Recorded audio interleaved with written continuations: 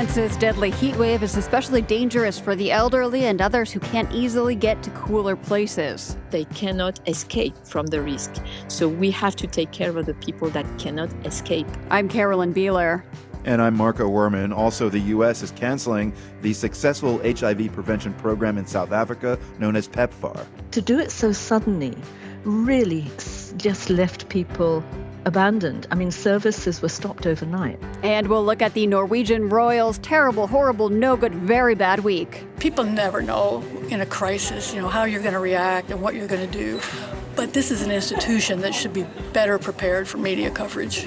Also marking 10 years since Brexit and the trials of getting to World Cup stadiums. That's all today on The World.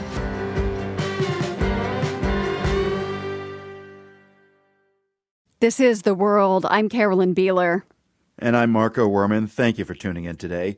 Here's hoping the weather is mild where you are. That certainly cannot be said for Western Europe. That part of the continent is in the midst of a severe heat wave. The temperature in Paris hovered around 100 degrees in the late afternoon. An estimated 45 people have died in France as a result, many from drowning while trying to stay cool in lakes or canals.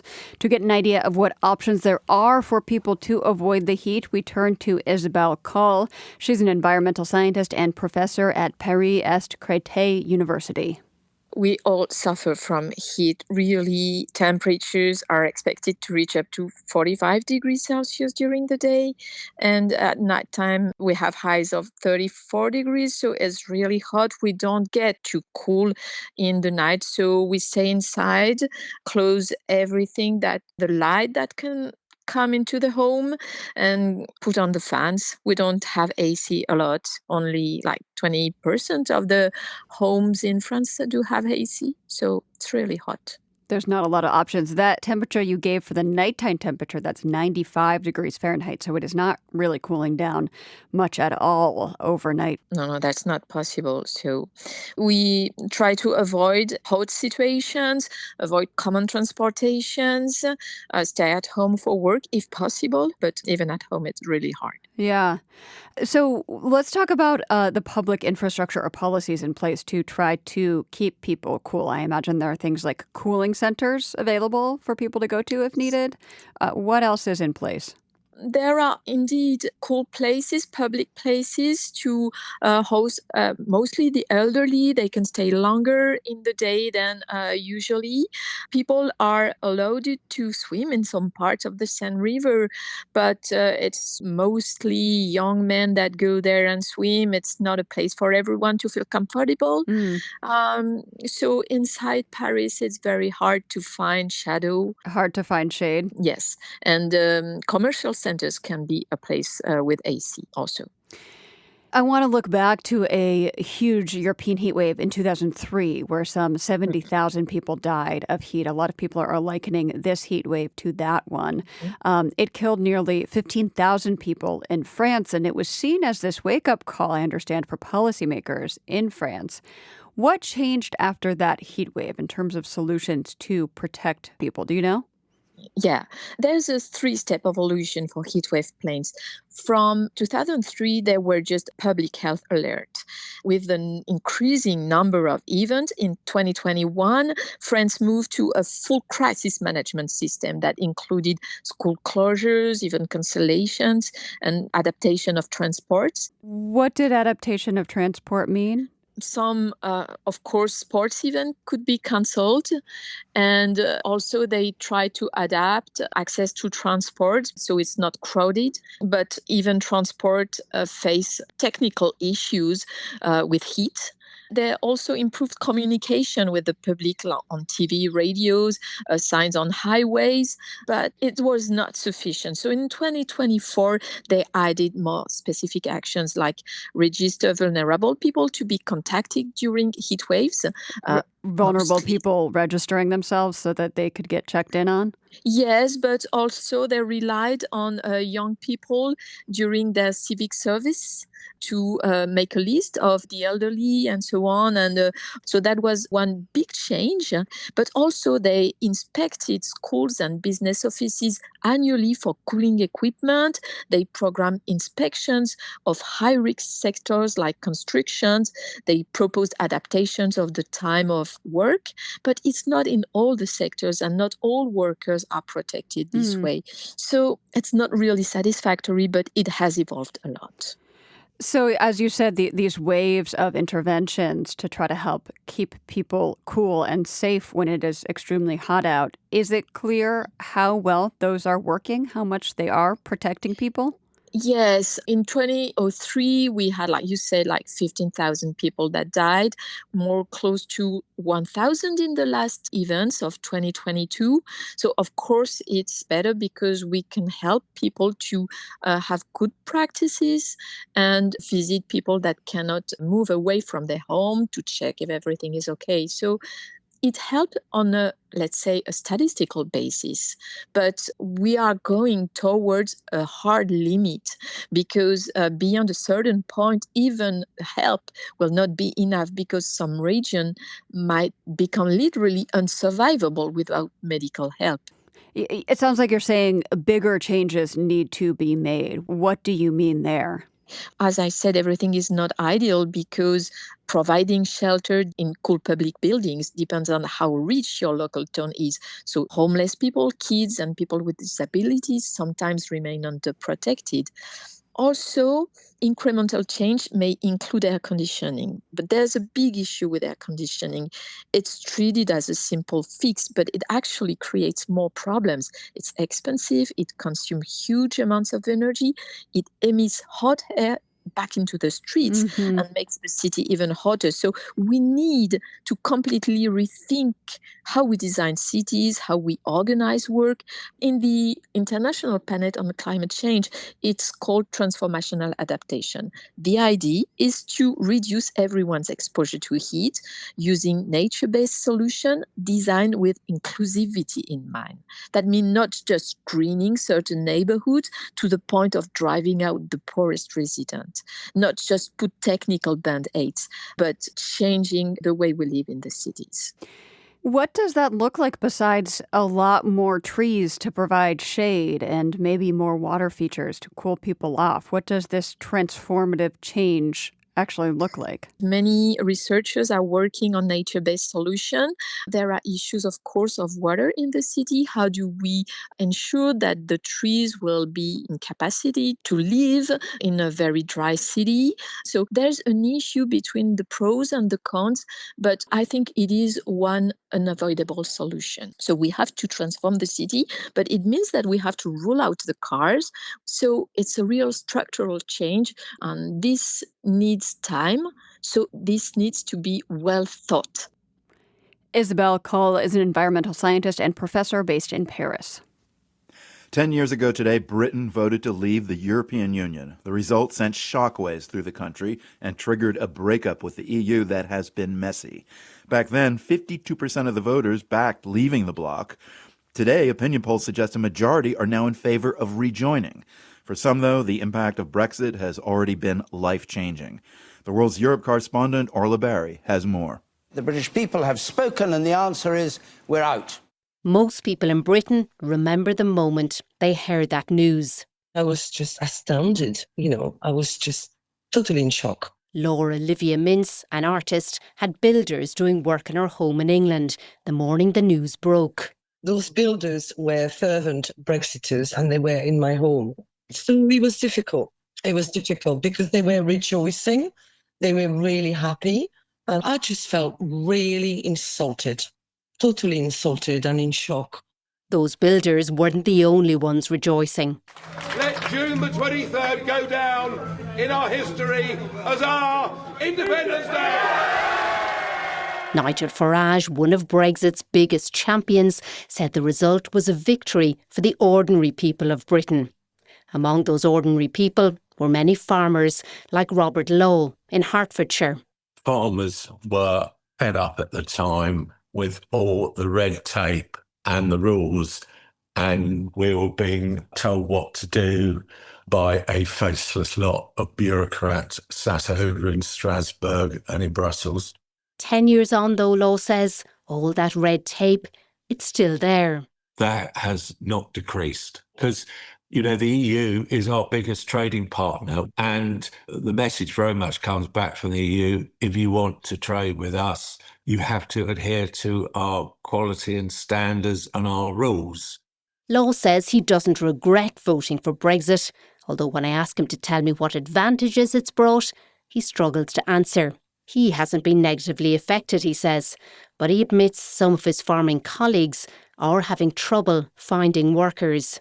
Our self-sufficiency in acreage of certain crops, which we could happily grow and grow well in this country, a lot of farmers haven't planted them because it's just not worth the risk, because they can plant these crops and then they're worried about who'll actually come and pick them. EU nationals no longer have the automatic right to move to the UK and work. Artist Olivia Mintz, who was born in France, moved to the UK more than 30 years ago. She married a British man and had 2 children. After the Brexit result, she says, she often went to London to march in those huge pro-EU rallies. I felt very lonely amongst those thousands of people marching in London when I met so many couples, British, European, walking together. And that's what made me realise, where's my husband? Where is he? He never took part, she says, maybe because some in his family had voted to leave. 10 years on, and those pro-EU rallies are still happening. Shove your Brexit! Shove your Brexit! Shove your Last Saturday, hundreds marched through central London, calling on the British government to hold a second referendum. One of the march organisers is 24-year-old Ciara Casey-Sargent from Liverpool. She was just 14, she says, when the Brexit referendum was held. I hadn't had my voice heard. There were loads of people around me, similar ages and into their 20s and 30s, who their lives being affected in terms of jobs and being able to buy a house and afford to live. And we hadn't had our voices heard. Casey-Sargent is now among an estimated 55% of people in Britain who say the UK should rejoin the EU. But the chances of a second referendum happening anytime soon look remote. It's something people are going to talk about, they're going to hint about, but the actual practical political challenges of opening up that issue again are very, very large. Nick Anstead, a lecturer at the London School of Economics, says given how divisive and toxic the Brexit campaign was, many lawmakers shudder at the thought of holding another one. Most economists agree that Brexit has not been good for Britain, at least so far. Inflation is higher in the UK since the Brexit vote than any other Western European country, apart from Austria. But Leave voters point out that the COVID pandemic and the wars in Ukraine and Iran have also taken their toll on the economy. Today, Brexit's chief campaigner, Nigel Farage, said the problem wasn't to do with Brexit, but with those in power. And in those 10 years, most of our politicians have tried to either overturn the result out of their sheer contempt for the people or not implement it properly. Whatever its economic impact, lecturer Nick Anstead says, the political effect has been profound. That's why one of the reasons why we've been through so many prime ministers in the past decade, because ultimately it's made politics considerably harder. Next month, Britain looks set to appoint its 7th Prime Minister in just 10 years. For some, like artist Laura Olivia Mintz, the effect of the Brexit vote has been deeply personal. It's just that I fell out of love with the country, being so betrayed, and that followed with being, falling out of love with my British husband for his lack of support regarding this, In 2018, Olivia Mintz moved back to France. Her children and her now ex-husband still live in the UK. It was a difficult move, she says, but Britain today no longer feels like home. I couldn't stay where I no longer felt welcome, she says. For The World, I'm Orla Barry.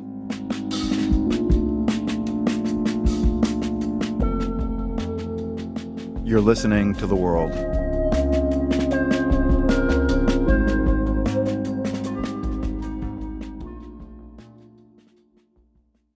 This is The World. I'm Marco Werman.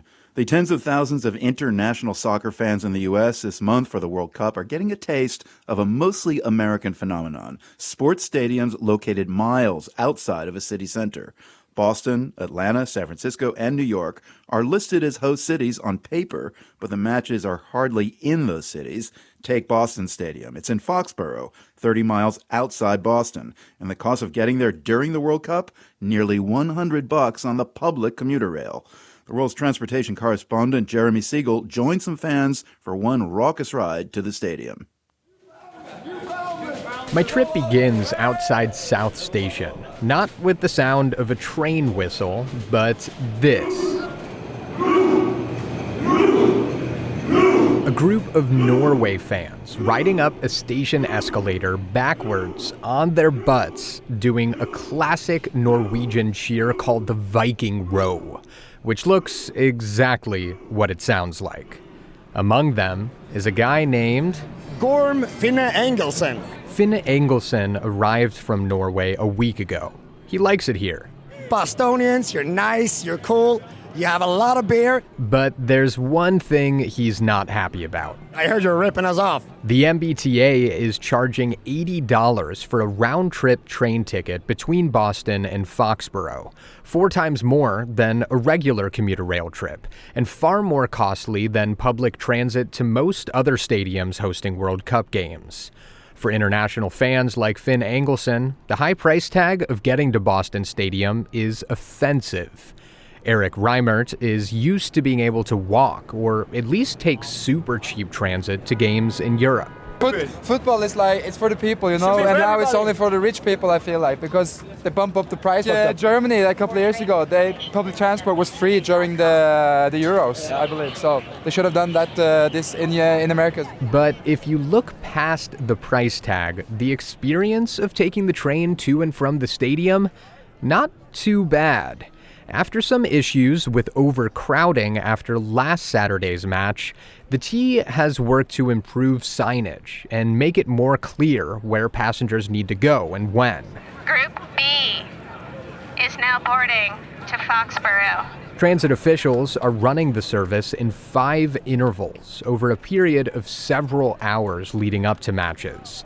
That's to allow for a fleet of trains to continuously travel back and forth between South Station and Foxborough and prevent overcrowding near the station's entrance.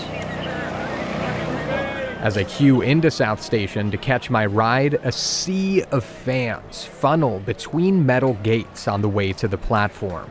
When the train doors open, the crowd cheers and chants as they hop on.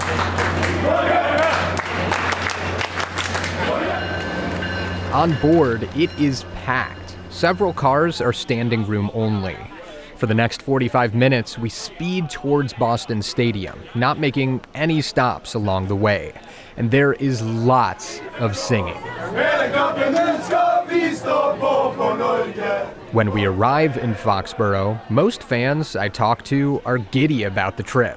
It was amazing. It was so nice. The atmosphere is fantastic. Yeah. But there's one thing that's a little odd for international visitors. We're here more than 3 hours before the game kicks off. That's to make room for tailgating, a squarely American tradition that fans like Kjetil Kalsvik are doing their best to embrace. So tailgating is not a Norwegian thing, but we're going to try to adapt that to the U.S. way of doing it. I believe I talked to the Scots. They've already had it one game against Haiti there. They said there's a lot of possibilities to have fun around the stadium. As Kalsvik and I walk towards his first tailgate, he looks over towards Route 1, where there's a long, long line of cars not moving. I tell him that's another American tradition, gridlock traffic. For The World, I'm Jeremy Siegel, Foxborough, Massachusetts.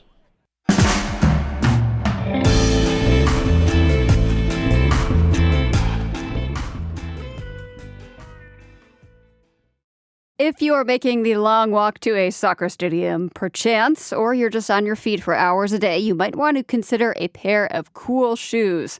Not as in trendy, but actually cool and comfortable. They were created by a young Kenyan inventor who wanted to soothe his mother's aching feet. They're made entirely from trash and bits and pieces of old electronics. Jonathan Miller has the story. The Collection Center for Electronic Waste in the city of Kisumu in western Kenya is a white shipping container at the edge of a parking lot. It's packed floor to ceiling with old computers, printers, TVs, fridges, and air conditioners. Boxes and bags are filled with the carcasses of cell phones.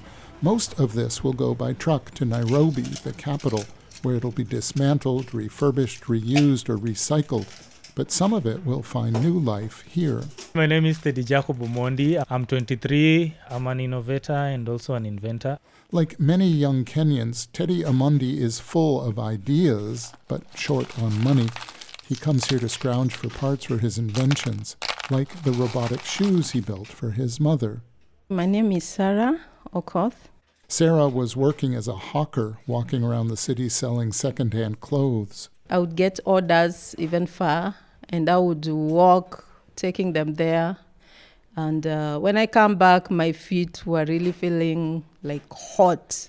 It was burning. Teddy pulled the vibrators from a couple of dead cell phones and embedded them in a used pair of sneakers to make a foot massager. Then he connected the fans from 2 old laptops. So when I put on the shoes, I felt some relief, and I had a good night's sleep. Teddy called it the Cool Shoes Project. I also added music in the shoe. The music is connected via Bluetooth. There's a tiny speaker. I was able to add it to the shoe. So let me just play a sample of the music from the shoe. So the speaker playing right now is directly from the shoe. There's also a charging port for a phone. You can track the power level on a little screen Teddy pulled from a pair of earbuds. I also added lights so that it can light your path as you walk at night. When he was doing the lights on the shoes, I was like, now who would need lights on their feet? But sometimes the power goes off in the house and it just touches and the light is all over in the house. So I say, okay, you just go on with your project. Teddy's working on new versions of the shoes with different sets of features.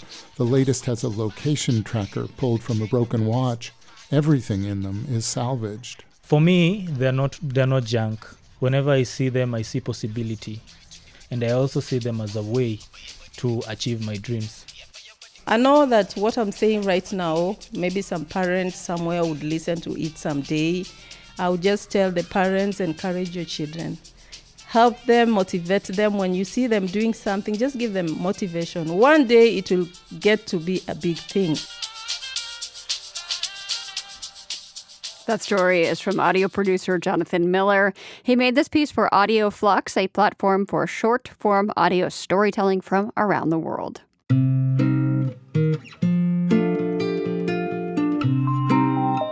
We've got more global stories coming your way. Stay with us. You're with The World.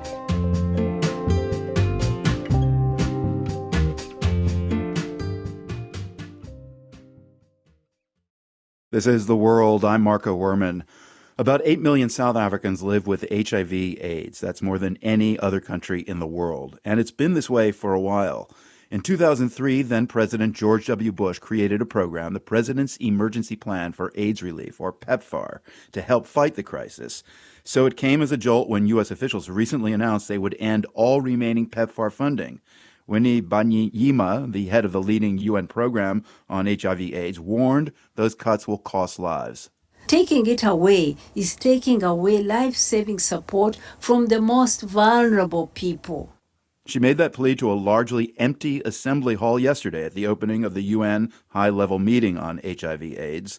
To learn more about the impact on South Africa, we reached out to Helen Rees. She directs the Wits Reproductive Health and HIV Institute at the University of the Witwatersrand. Well, we've already seen some withdrawal of funding. The PEPFAR funds that we received very generously from the American taxpayer since George Bush initiated this. Some of those PEPFAR funds were stopped already over a year ago, and they came through the USAID provision. What we still have are PEPFAR funds that come through a CDC provision, and those have been ongoing.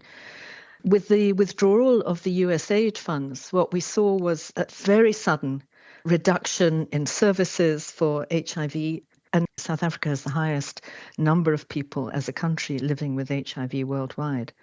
And that already had a huge and sudden impact on access to services, on testing, on people staying in care and staying on antiretrovirals.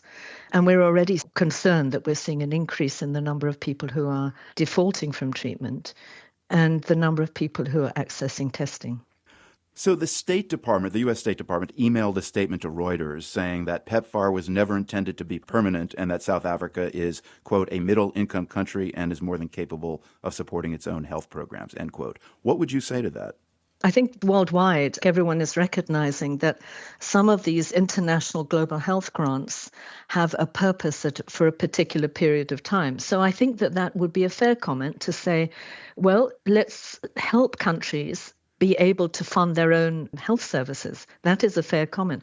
But to do it so suddenly, and this was really felt across the whole of the African region, really just left people abandoned. I mean, services for some people we call in key populations of high incidence of HIV, those services were stopped overnight and people had nowhere to go. And we've seen this across the region. So it's the suddenness. And I think it's fair to say South Africa is a low middle income country, but it's got a huge disparity in wealth. So we have many, many people who are living in poverty, many, many people, and the health services struggle. If you do this suddenly, what you do is you suddenly and overnight deny people access to care, and you don't allow services to adjust and say, okay, how do we respond to this? And the other thing that we must realize is that low income countries absolutely struggle to fund health services, and that there really is a priority for high-income countries to think about what is their responsibility to global poverty and global health. Just on South Africa and PEPFAR, there was a general understanding that with the elimination of USAID last summer, so went PEPFAR. But it seems like PEPFAR, like a lot of USAID's global health operations, got absorbed by the State Department. Did the State Department keep PEPFAR alive exclusively in South Africa? Like, how do you understand specifically South Africa's relationship to PEPFAR over the past year and today? There were two streams of funding, and the one was kept alive and the one was suddenly stopped. And we saw the impact of the sudden stoppage from USAID. The one that was kept alive has been incredibly important because it has kept services going and it has kept people on treatment, and it has allowed us to identify. We have millions of people we haven't yet identified who are living with HIV. So it's allowed us to continue that. Are there other wealthy countries that have stepped up with the same level of medical assistance as the PEPFAR program?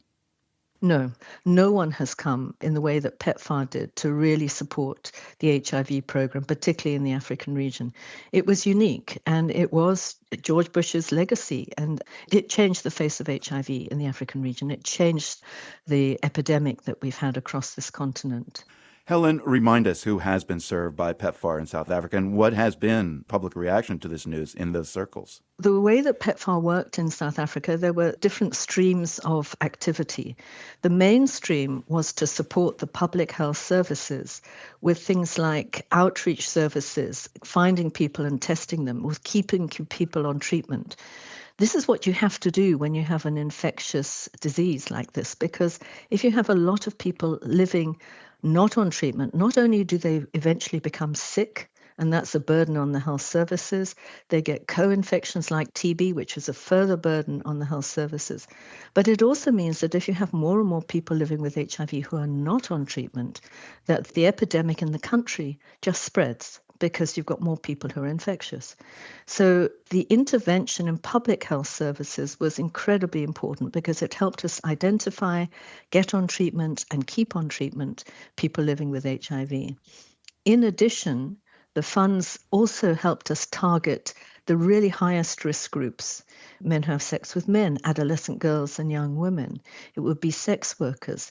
These are people at the highest risk of acquiring HIV, and it allowed us to really focus on those groups. And they're groups that are difficult to pull into services, but it allowed us to pull them into services. Yeah, similar demographics to other countries with also high rates of HIV/AIDS. But what are the factors in South Africa that has made it the country with the largest population of people living with HIV/AIDS in the world? If you remember back to the origins of HIV, it started within the MSM community. And Men having sex with men. yeah, men who have sex with men. And it started, it really came to prominence from the US and from people in communities in the US that were first affected by HIV. But in the African region, it was a heterosexual. It was men who have sex with women, women who have sex with men. It was driven mostly by that. And that was different to what we had seen in the Northern Hemisphere outbreaks. But for South Africa, what we also had when this started, if you remember, we stopped apartheid at roughly the same time as we saw the emergence of this HIV pandemic worldwide. And part of what apartheid did was that it separated men and women. It said men are going to be migrant laborers, they'll go to the mines, they'll go to the big cities, women will live in rural areas. So you had an sort of terrible recipe for spreading heterosexual disease because men would have relationships in the cities, relationships with their wives at home. Then we saw the generation of women who became infected at a hugely high rate. We saw about 30% of girls by the time they were 25 having acquired HIV when PEPFAR started. And with that, we also saw the transmission of HIV from a pregnant woman to her child. So this was a terrible recipe that you threw HIV into, and you got this extraordinary explosion of the epidemic. Yeah, that's really interesting. The end of PEPFAR in South Africa, I mean, it's not just about economics, is it? As a State Department email suggested with its note about South Africa, middle-income country, etc.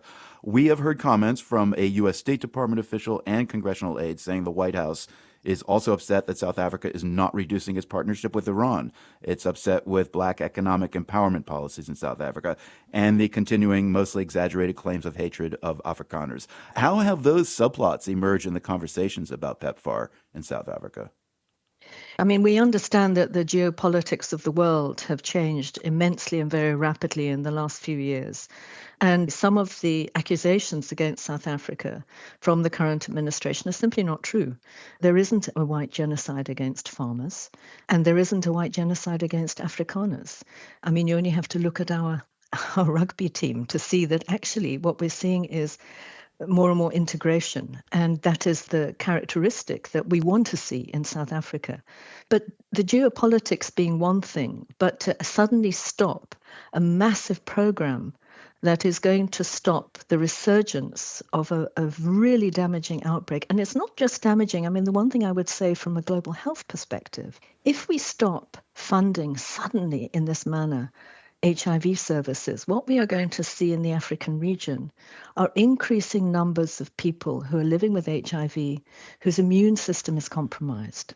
We've already seen, for example, with the Mpox outbreak that occurred in the African region, that the people who got very sick and the people who died were people who were living with HIV who were immunocompromised. So if we're really concerned about pandemics, if we're really concerned about this emergence of new pathogens that are causing outbreaks, what you don't want to do is to allow a continent that is vulnerable to suddenly have an increase in number of people who have HIV but don't have access to treatment. That could be a world-changing situation if we get another outbreak, if we get another pathogen that causes either a regional, a continental, or a global outbreak. So I think that there are other things that people haven't thought about here that actually will affect global health and will affect the threats to things like pandemics. So then the key question when it comes to HIV/AIDS in South Africa, what is the way forward, Helen? Certainly after the USAID withdrawal, the National Department of Health has really tried to do as much as it can, as quickly as it can, to try and integrate the patients more strongly into the services and to strengthen the services.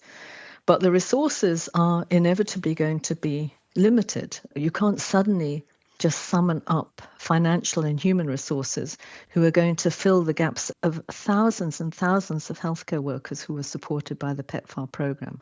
So that is definitely an effort. But if you think about the key population programs, those literally were closed overnight. And that's going to be very difficult for any government, and particularly the South African government in the current economic climate. It cannot just say, well, we'll just take everything over that PEPFAR was doing. Their resources are simply not there. So we are going to see an impact, although the efforts are ongoing to try and bridge a gap. But it's going to take some time and it's going to be very difficult to do. And certainly we won't be able to replace everything that PEPFAR offered. I was speaking there with Helen Rees. She directs the Wits Reproductive Health and HIV Institute at the University of the Witwatersrand in South Africa.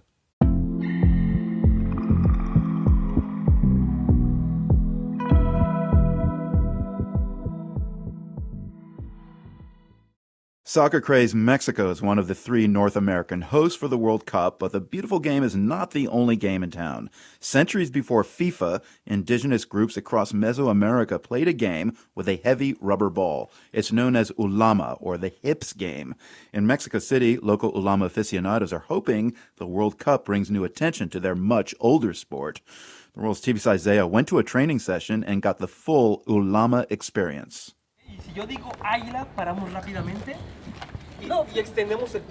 Before practice starts, one of the players blows into a shell.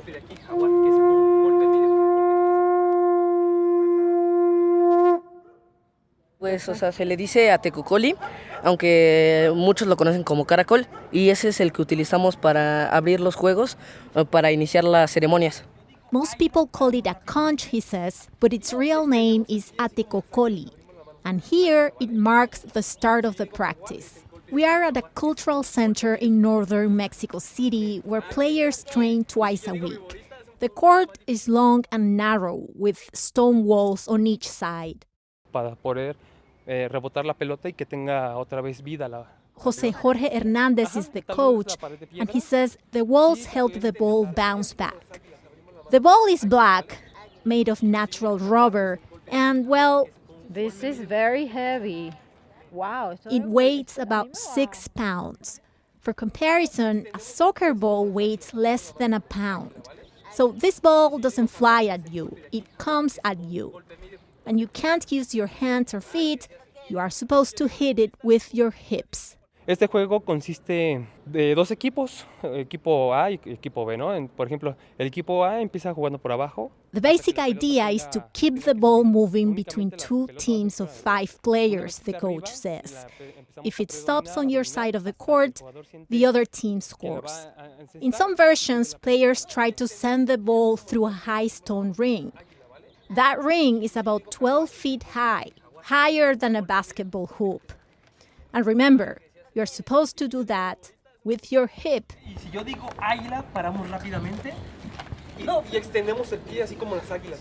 Before we get anywhere near the ball, Hernandez teaches us the basic movements. He uses animal names. Eagle, jaguar, serpent, crab. The jaguar is the hip strike. You bend your knees, step forward, twist your body, and throw your hip into the ball. At least that's the plan. Hernandez is from Mexico City, but he had to travel to Western Mexico to learn the game from people who had kept it alive. For ancient Mesoamerican culture, ball games had a religious meaning. Players represented their communities, and the movement of the ball carried ideas tied to life, death, and cosmos. Mexico City officials are including ulama in World Cup cultural events, with exhibits and demonstrations to attract new players, and maybe even create a professional league. Es un juego ancestral para nosotros y es un juego mexica. Más que nada es nuestro juego de tradición. Hernandez says what drew him in was that connection to tradition. For others, the appeal is the physical challenge. Y vi a las chicas bien intrépidas y dije, eso es para mí. Fabiola Sanchez says she saw a group of girls playing, fearless, and she thought, that's for me. Before she plays, she ties on a thick leather protector around her hips and puts on a helmet because, yes, that ball hits hard. Still, Coach Hernandez thought it was time for us beginners to try. He asked us to line up. He would throw the ball at each of us, and we were supposed to hit it back with our hips. When it was my turn, the ball did not hit me, but I saw it coming and just ran away. It was embarrassing because a few feet away, children half my size were doing this with much more courage. One of those kids is Cali. She's 7. Es algo muy bonito jugar. Es muy divertido jugar. She says it's beautiful and fun to play ulama. 13-year-old Mateo Mondragon is already skilled at hitting the ball. Pues lo bonito del juego, la realidad, es aprender de nuestras costumbres que teníamos antes. He says the game is a way to connect with his teammates, with Mexico, and with his ancestors. The kids train with a smaller ball, but smaller doesn't mean light. Por ejemplo, esta pelota chiquita pesa alrededor de 2 kilos. It still weighs about 2 kilos. That's more than 4 pounds. His friend Alain has a warning for other kids, and for anyone really. Que tengan cuidado con la pelota, porque te puede sacar el aire o cosas más graves. Be careful with the ball, he says, because it can knock the air out of you, or worse. I was finally able to hit the ball a few times, and for the record, I did wear the leather hip protector, but still, the next day I had some bruises. The kids told me they are mostly a first-time thing, but I don't think I'm playing again to discover it. For the world, I'm Tibisa Isea, Mexico City.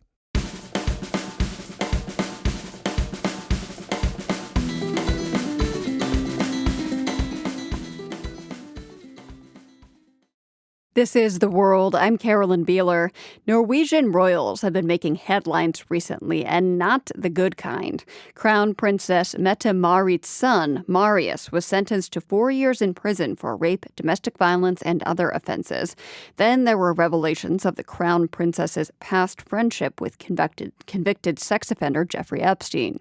So what do Norwegians now make of the once very popular royal family? Inside Europe's Lars Bavanger reports from Oslo. Happier times. Commoner Mette-Marit marries Crown Prince Haakon Magnus in Oslo in 2001. Her son Marius, from a previous relationship, was 4 and thrust into the limelight on the palace balcony in front of a cheering crowd. He was already known as Little Marius. Norway's modern monarchy stems from 1905, when a Danish prince was made king after Norway gained independence from Sweden. His grandson is the current King Harald, and the royal family has been hugely popular throughout. But what now? Have people changed their mind about the monarchy when Crown Princess Mette-Marit's son is now in prison, and because of her friendship with Jeffrey Epstein, which she says she regrets?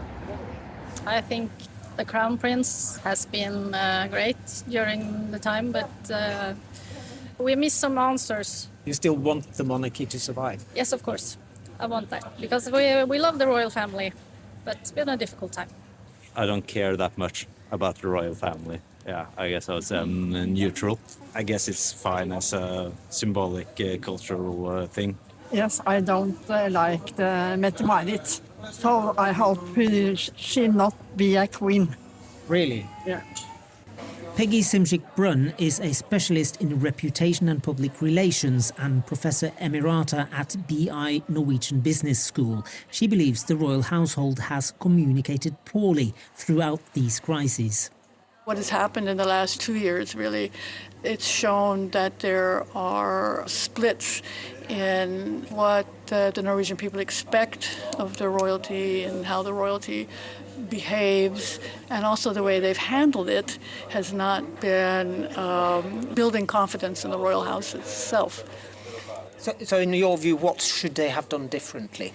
You know, my advice has always been to be transparent, to be open, show some compassion for the victims, in that case in particular. People never know in a crisis, you know, how you're going to react and what you're going to do. But this is an institution that should be better prepared for media coverage. The revelation that the Crown Princess's relationship with Epstein was closer than she had previously said came in February, just as the court case against her son Marius began. Polls then showed a dip in support for her and the monarchy as a whole, but that does not mean the monarchy is on its way out, argues senior political commentator Harald Stanghelle, who has also written a book about the current King Harald. It has not been a debate, really, about the monarchy as our system, and it still isn't. On the lowest level, it's still 60% who are in favor of the monarchy. It's not a monarchy on the brink we are witnesses. It's a monarchy with internal crisis. We have to remember that if you are going to change the system in Norway, it will take about 20 years. So it's not possible to be in favor of republic today and materialize it tomorrow. So the monarchy is still going strong and people will embrace it also going forward? Of course. If it should come a time with more and more opposition to the monarchy, also with dissatisfaction with the royals, they wouldn't stay here forever. The Crown Princess does seem to have regained some sympathy after the news of her lung transplant operation came on Wednesday. Her situation as mother of a convicted criminal has also given her some support. Yet her Epstein links linger. Her son's appeal will probably not be heard until next year, and her recovery from her operation will take a long time. The drama surrounding Norway's royals is not over yet. Lars Bavanger, Oslo. The World is produced by GBH and PRX, broadcasting weekdays from the Nan and Bill Harris studio in Boston. You can find us online anytime at theworld.org. There is also more of our reporting on our YouTube channel, The World News GBH. I'm Marco Werman. And I'm Carolyn Beeler. Have a great evening and come join us again tomorrow. The World is supported by the Andrew Carnegie Foundation, working to reduce political polarization through philanthropic support for education, democracy, and peace. More information at carnegie.org. By the Lumina Foundation, committed to a fair, universal system for learning beyond high school that offers every American the chance for a better life. LuminaFoundation.org. By the PRX Ambassador Council, whose members include Serena Altschul, John and Kimberly Morch, Christopher Sequeira, Jennifer Carroll, Belinda Kiley, Lawrence Hall, and Dan Tauber. The World's theme music is composed by Ned Porter. The World is a co-production of GBH Boston and PRX.